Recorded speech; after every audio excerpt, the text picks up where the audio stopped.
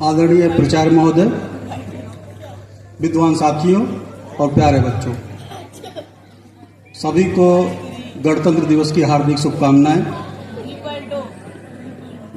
जैसा कि आप सभी लोग जानते हैं कि आज हम यहाँ पर अपने 76वें गणतंत्र दिवस के अवसर पर खुशी मनाने के लिए एकत्र हुए हैं। लेकिन ये जो खुशी का अवसर है, ये हमें ऐसे ही प्राप्त नहीं हुआ है और ये कोई हंसी मजाक का विषय भी नहीं है। गणतंत्र दिवस, स्वतंत्रता दिवस हमारे राष्ट्रीय पर्व हैं और ये बहुत ही सीरियस विषय है। तो इस अवसर पर मैं अपनी बात की शुरुआत उन शहीदों को याद करते हुए करूंगा जिन्होंने अपनी कुर्बानी दे करके हमें यह अवसर उपलब्ध करवाया है कि हम स्वतंत्रता पूर्वक अपना जीवन इस देश में हंसी खुशी गुजार सकें। तो मैं मर जाऊं तो मेरी अलग पहचान लिख देना, मेरे लहू से मेरे माथे पे हिंदुस्तान लिख देना। सभी का खून शामिल है इस मिट्टी में, मोहब्बत की इसी मिट्टी को हिंदुस्तान कहते हैं। आज गणतंत्र दिवस के इस अवसर पर हम लोग यहाँ एकत्र हुए हैं। हम आपको सबसे पहले आज़ादी के उस काल में लेकर चलेंगे जब हमने आज़ादी पाई थी। आप सभी जानते हैं कि भारत 15 अगस्त 1947 से पहले ब्रिटिश शासन का उपनिवेश था। तमाम आंदोलनों, त्याग और बलिदान के बाद आखिरकार ब्रिटिश की सरकार को ये मानना पड़ा कि हमें भारत को स्वतंत्र करना पड़ेगा। भारत की स्वतंत्रता के लिए ब्रिटिश के पार्लियामेंट में एक कानून पारित किया गया जिसे भारतीय स्वतंत्रता अधिनियम 1947 कहते हैं। ये कानून 18 जुलाई सन 1947 को पारित किया गया और इस कानून में कहा गया कि 15 अगस्त 1947 को भारत को स्वतंत्र कर दिया जाएगा। इस कानून के बहुत सारे प्रावधान थे।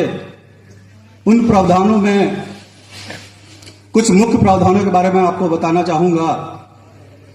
सबसे पहला तो प्रावधान था जो हमारे लिए बहुत ही दुखद था कि हमारा देश 2 राष्ट्रों के रूप में स्वतंत्र होगा,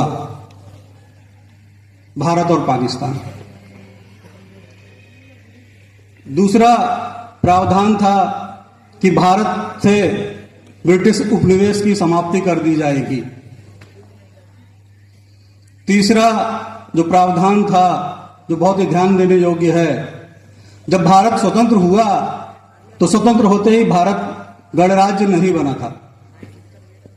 भारत को एक स्वायत्त उपनिवेश के रूप में स्वतंत्र किया गया था, एक डोमेन स्टेट के रूप में स्वतंत्र किया गया था। डोमेन स्टेट का मतलब होता है कि हम अपने प्रशासनिक व्यवस्था को चलाने के लिए स्वतंत्र हैं, लेकिन हमें अपने किसी भी संवैधानिक कार्य को करने के लिए औपचारिक रूप से ब्रिटेन के जो शासक हैं उनकी अनुमति लेनी पड़ेगी। तो हम एक डोमेन स्टेट के रूप में स्वतंत्र हो गए। उसी स्वतंत्रता अधिनियम में यह भी प्रावधान था कि संविधान सभा के द्वारा भारत का संविधान बनाया जाएगा और उस संविधान सभा को यह अधिकार होगा कि वो कोई भी निर्णय ले सकती है। कोई भी निर्णय लेने से अर्थ है कि जो हम एक स्वायत्त उपनिवेश या डोमेन स्टेट के रूप में स्वतंत्र हुए हैं, इसको भी निरस्त कर सकती है, किसी भी प्रकार का कानून बना सकती है, देश के लिए किसी प्रकार का फैसला ले सकती है। तो हमारे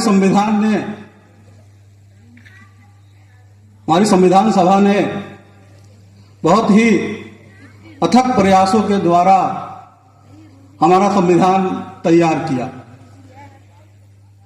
और आप सभी जानते हैं कि 26 नवंबर सन 1949 को हमारा संविधान बनकर के तैयार हो गया। संविधान के कुछ प्रावधानों को उसी समय लागू कर दिया गया, लेकिन हमारा पूरा संविधान 26 जनवरी सन 1950 को लागू किया गया और 26 जनवरी सन 1950 से भारत एक गणतंत्र बना। और तभी से हम गणतंत्र दिवस को एक राष्ट्रीय पर्व के रूप में मनाते चले आ रहे हैं। अब प्रश्न ये उठता है कि जब हमारा संविधान 26 नवंबर सन 1949 को बनकर के तैयार हो गया था और हमने उस कुछ प्रावधानों को उसी समय लागू भी कर दिया था, तो हमने अपना संविधान पूर्ण रूप से 26 जनवरी 1950 को क्यों लागू किया? इसके पीछे ऐतिहासिक कारण है जिसके बारे में आप परिचित होंगे।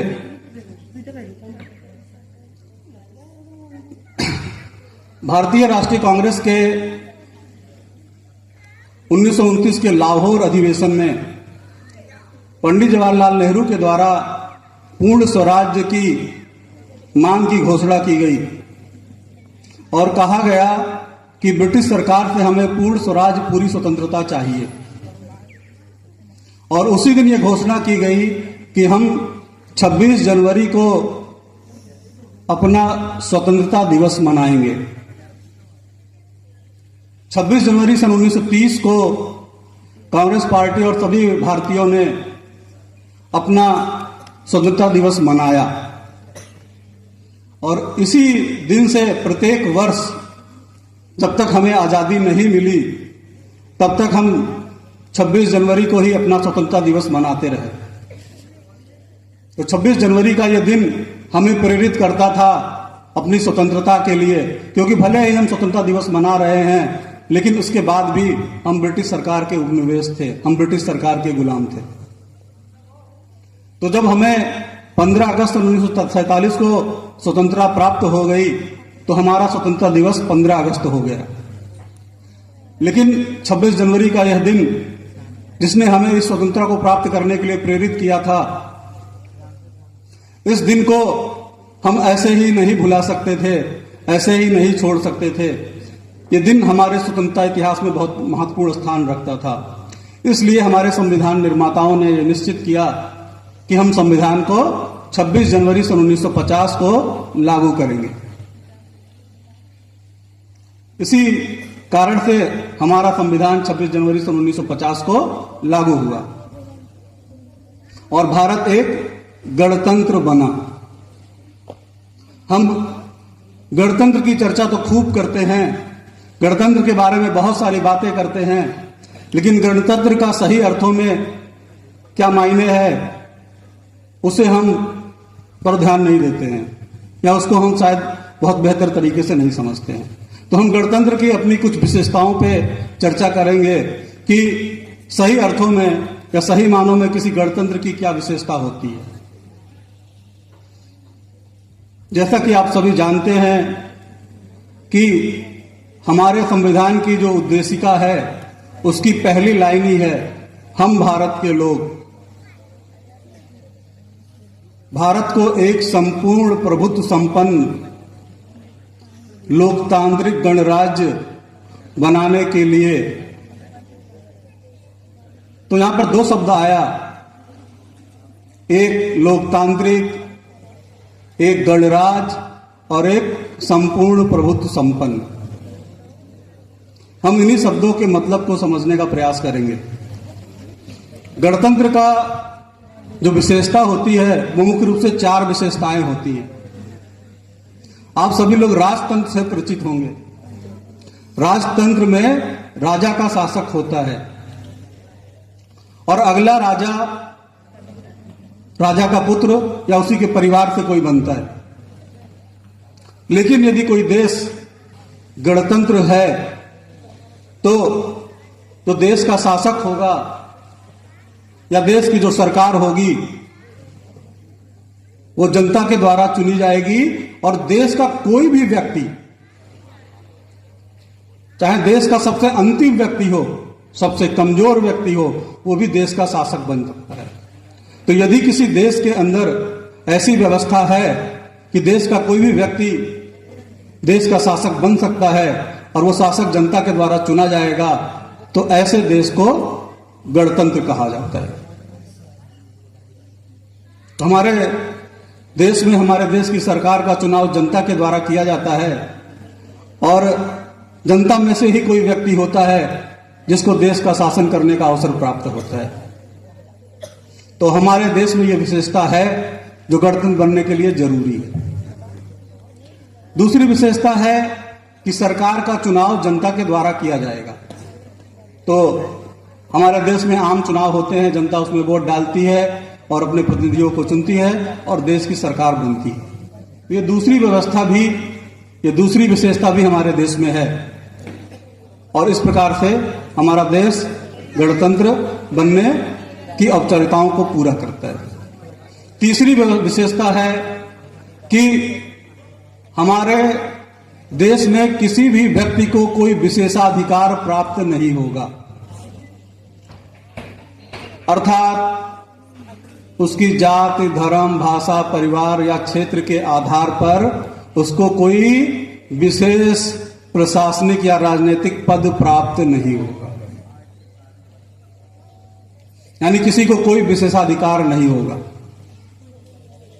देश की जनता या देश की जो लोकतांत्रिक प्रक्रिया है उसके माध्यम से ही आपको राजनीतिक या प्रशासनिक पद प्राप्त होंगे। तो ये व्यवस्था भी हमारे देश में है कि किसी भी को भी कोई भी विशेषाधिकार प्राप्त नहीं है। चौथी विशेषता है कि देश के जो राजनीतिक पद हैं और प्रशासनिक पद हैं, उस पद को देश का कोई भी नागरिक प्राप्त कर सकता है जो उस पद को प्राप्त करने की योग्यता रखता है। तो वास्तविक मायनों में गणतंत्र की जो विशेषताएं हैं वो हमारे देश में सभी विशेषताएं हैं, इसलिए हम गणतंत्र हैं।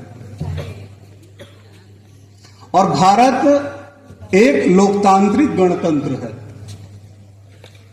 लोकतांत्रिक गणतंत्र होने का मतलब होता है कि सारी जो शक्तियां हैं देश की वो जनता के अंदर निहित हैं और जनता ही अपनी शक्तियां देश की सरकार को देती है, सरकार के प्रतिनिधियों का चुनाव करके।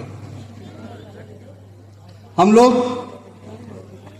दुनिया के कई ऐसे देशों को जानते हैं जो लगता है कि वास्तव में वो गणतंत्र हैं या लोकतंत्र हैं, लेकिन वो सभी विशेषताओं को पूरा नहीं करते। बस दुनिया के कुछ ही ऐसे देश हैं जो गणतंत्र की, लोकतंत्र की सभी विशेषताओं को पूरा करते हैं। ब्रिटेन, जिसके हम उपनिवेश थे, वास्तविक अर्थों में ब्रिटेन भी एक गणतंत्र नहीं है। लोकतंत्र तो है लेकिन गणतंत्र नहीं है, क्योंकि ब्रिटेन का जो संवैधानिक प्रधान होता है वो वहां का राजा होता है। भारत का जो संवैधानिक प्रधान होता है वो हमारा राष्ट्रपति होता है। हम अपने सारे कार्य एक जनता के द्वारा चुने गए राष्ट्रपति के निर्णयों के आधार पर, अनुमति के आधार पर करते हैं, जबकि ब्रिटेन के सारे निर्णय वहां के राजा की अनुमति से होते हैं।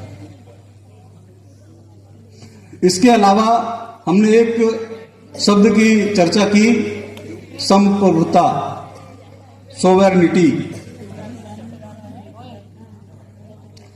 जैसा कि हमने आपको बताया था पूर्व में कि जब 15 अगस्त 1947 को भारत आजाद हुआ, तब भारत एक डोमेन स्टेट के रूप में, स्वायत्त उपनिवेश के रूप में आजाद हुआ था। 26 जनवरी 1950 को संविधान लागू होने पर भारत एक गणतंत्र बना। गणतंत्र बनने के साथ ही साथ भारत एक संप्रभु राष्ट्र भी बना। संप्रभु राष्ट्र होने का मतलब है कि हम एक ऐसे राष्ट्र हैं जिसे अपने फैसले लेने के लिए किसी बाहरी शक्ति से अनुमति लेने की आवश्यकता नहीं है। हमारे देश की जनता, और जनता ने जिन राजनीतिक पदों पर बैठे हुए लोगों को अधिकार दिया है, वे लोग संपूर्ण स्वतंत्रता पूर्वक अपने देश के आंतरिक और बाह्य सभी प्रकार के फैसलों को लेने में सक्षम है। इस प्रकार से हम एक संप्रभु राष्ट्र हैं। तो ये कुछ विशेषताएं हमारे संविधान की हैं, हमारे गणतंत्र की हैं, हमारे लोकतंत्र की हैं। लेकिन क्या जो विशेषताएं हम रखते हैं या जो हमने अर्जित की है, वास्तविक अर्थों में क्या वो विशेषताएं हमारे व्यवहार में दिखाई देती हैं, हमारे समाज में परिलक्षित होती हैं? जब हम इस पे ध्यान देते हैं तो हमें कुछ अपवाद देखने को मिलता है। सबसे पहले हम सामाजिक स्तर पर अपवाद की चर्चा करेंगे। जैसा कि आप जानते हैं कि कोई भी समाज स्त्री और पुरुष से मिलकर के बनता है। भारत में स्त्रियों को आधी आबादी कहा जाता है, लेकिन जब स्त्रियों को, महिलाओं को, लड़कियों को पुरुषों के समान अधिकार देने की बात आती है, समान अवसर देने की बात आती है, तो हम कहीं ना कहीं इस मायने में पूरी तरह से खरे नहीं उतरते। तो हमारे गणतंत्र की जो विशेषता थी, सभी को समान अवसर होना चाहिए, वो हमें व्यवहार में दिखाई नहीं पड़ता है। कानूनी तौर से संविधान में तो हमें ये विशेषताएं हैं, लेकिन व्यवहारिक स्तर पर हमने अपने देश की महिलाओं को, देश की लड़कियों को बराबरी का अधिकार और अवसर नहीं दिया है। इसलिए औपचारिक रूप से तो हम गणतंत्र बन गए हैं, लेकिन व्यवहारिक रूप से अभी हमें गणतंत्र बनना है। और हमें ये पूरा विश्वास है कि हमारे देश के जो बच्चे हैं वो अपने विचारों में, व्यवहार में परिवर्तन करेंगे और आने वाली पीढ़ियों को बराबर का अवसर देंगे। ये तो हमारे सामाजिक स्तर पर बात हो गई। इसी तरह से जब हम राजनीतिक स्तर पर भी देखते हैं तो हमें राजनीतिक जो पार्टियां हैं, जो हमारे राजनीतिक प्रमुख हैं, चाहे वो प्रधानमंत्री का पद हो, चाहे वो मुख्यमंत्री का पद हो, हम देखते हैं कि कुछ राजनीतिक पार्टियों के राजनीतिक घराने ही उन बड़े बड़े पदों पर आसीन होते हैं। तो ये हमारे देश के सभी नागरिकों को वो अवसर प्रदान नहीं करता है। इसी क्रम में हम अपनी न्यायपालिका को देखें तो जो हमारे हाई कोर्ट है और जो हमारा सुप्रीम कोर्ट है, हाई कोर्ट और सुप्रीम कोर्ट में जो जज बनते हैं, जो मुख्य न्यायाधीश बनते हैं, वो कुछ चुनिंदा परिवारों से ही आते हैं। हमारे देश के हर नागरिक को अवसर नहीं मिल पा रहा कहीं ना कहीं, क्योंकि ऐसी व्यवस्था वहां पर है, आम आदमी की पहुंच वहां तक नहीं है। तो हम आप बच्चों से ये आशा करते हैं कि जब आपके हाथ में इस देश की शक्तियां आएंगी और आपको इस देश को चलाने का अवसर मिलेगा, तो आप लोग इन सभी व्यवहारिक अपवादों को दूर करेंगे और वास्तविक अर्थों में हमें गणतंत्र बनने का अवसर देंगे। इन्हीं बातों के साथ बस एक किसी की कही हुई पंक्ति के साथ हम अपनी बात को समाप्त करूंगा कि शहीदों की चिताओं पर लगेंगे हर वर्ष मेले, वतन पर मरने वालों का बस यही बाकी निशा होगा। जय हिंद, जय भारत।